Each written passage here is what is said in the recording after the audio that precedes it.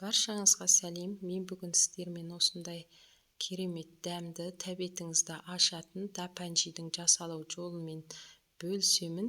Ол үшін бізге жеткілікті мөлшерде тауық еті, қызыл-жасыл бұрыш, сәбіз, картоп керек. Барлығын жуып тазалап, осылай дайындап турап алдым.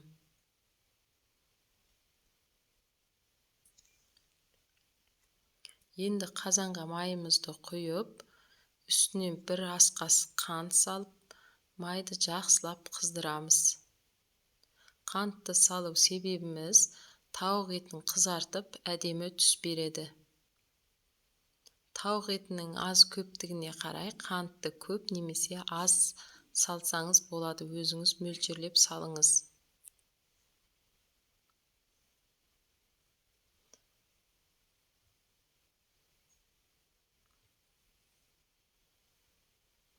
Міне қант пен майды қыздырып, қоңыр түске енді қантымыз көпіршіп бетіне шықты.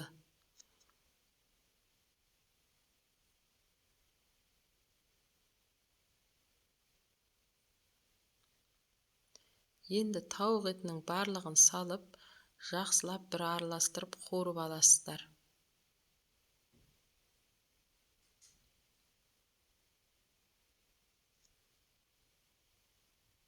Дәміне қарай тұз саламыз. Тауық еті тез пісатындықтан сәбізді бір қуырып алғаннан кейін сәбізді саласыздар. Дапанчидің өзіне арналған арнайы дәмдеуші болады. Соны қоссаңыздар, дапанчидің ерекше дәмі шығады. Тауық етінің аз көптігіне қарай дәмдеуіштің жартысын немесе толығымен қоссаңыз болады.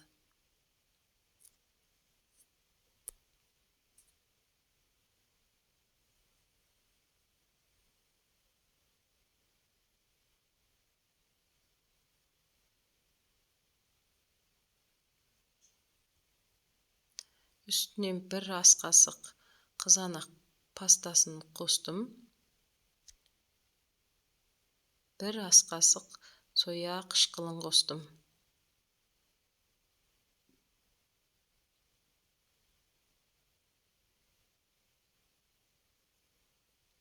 Міне енді үстінен картопымызды саламыз.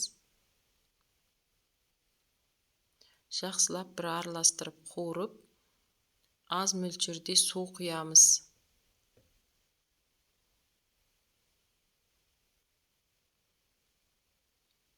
Міне дапанчиіміз қуырылып пісуге 10 минут уақыт қалды. Үстінен қызыл-жасыл бұрышымызды салып, жақсылап бір араластырып қуырып, бетін жауып 10 минутқа қалтырамыз. Пиязсын, сарымсағын қосып қуырасыздар.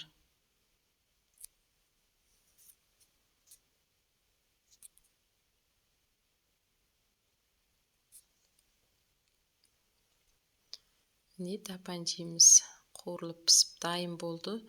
Тойымды болу үшін мен өзім астына суға қайнатып теста салдым. Сіздер күрішпен, тестамен салсаңыздар болады. Баршаңызға ас болсын. Сіздер де дайындап көріңіздер. Видео ұнаса, лайк басып, комментария жазып, арнама тіркеліп, мені қолдап кетіңіздер. Баршаңыз бай бақытты болыңыздар.